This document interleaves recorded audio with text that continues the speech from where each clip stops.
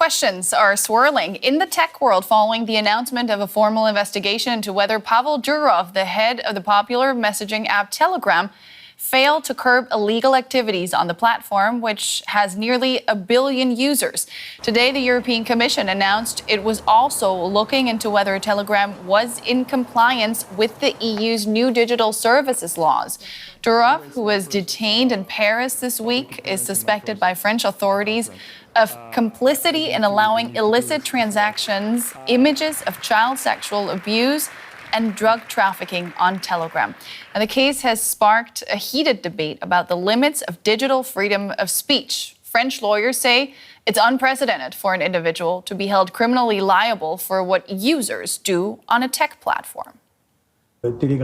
Telegram complies in every respect with European digital regulations and is moderated to the same standards as other social networks.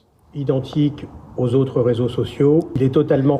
totally absurd to think that the head of a social network could be involved in criminal acts that don't concern him either directly or indirectly. Eva Galperin is the director of cybersecurity at the Electronic Frontier Foundation, which focuses on digital rights, and she joins us now from San Francisco. Eva, good to have you on the show.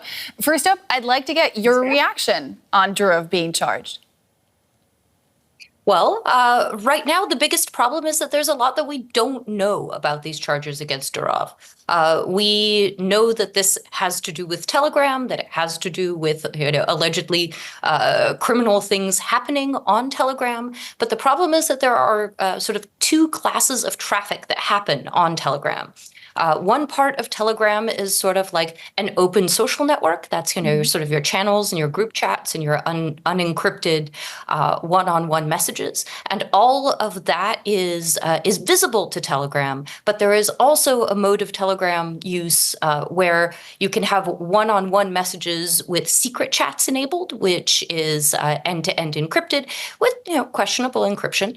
And supposedly, Telegram cannot see the content of those communications. So for the stuff that Telegram can see, expecting it to, have, some sort of moderation of that content is not unreasonable. But if the government expects Telegram to moderate content that it can't see, or to stop making end-to-end encryption available because they cannot see that content, then that's a real attack on strong encryption and on privacy and security all over the world, and I would be very concerned. Mm-hmm.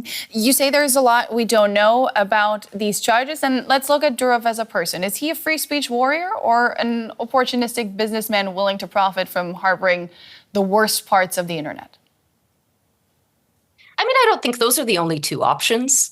I think that Telegram has a reputation as being sort of a freewheeling space because it is very lightly moderated.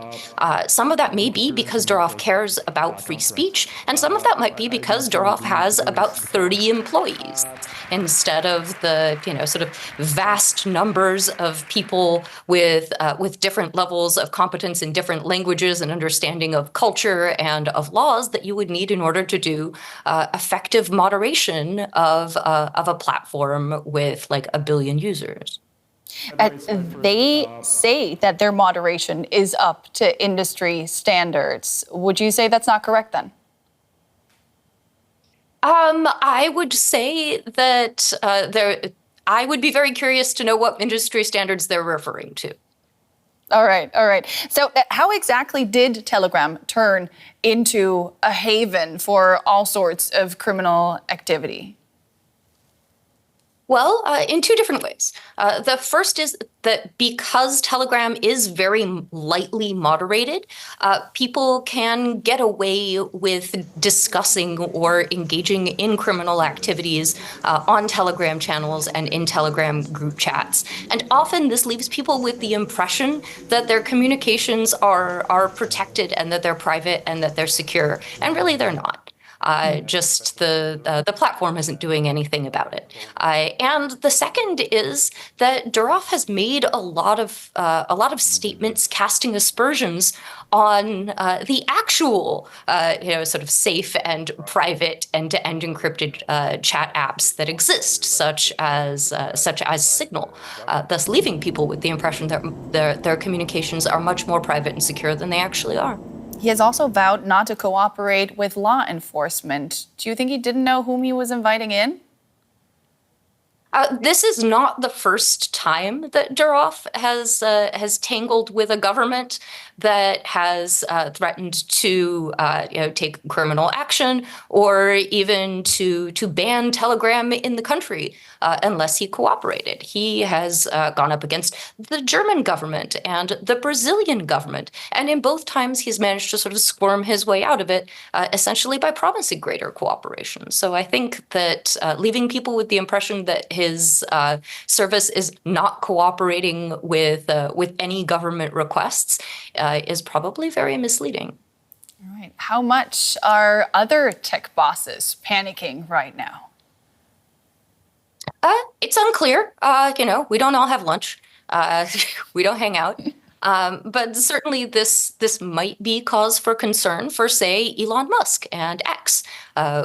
I think there was a court in Brazil that is currently threatening to ban X in Brazil unless X appoints a local representative who is held responsible for content moderation and responses to law enforcement requests from the Brazilian government. That was Eva Galperin of the Electronic Frontier Foundation. Great speaking to you. Thank you so much.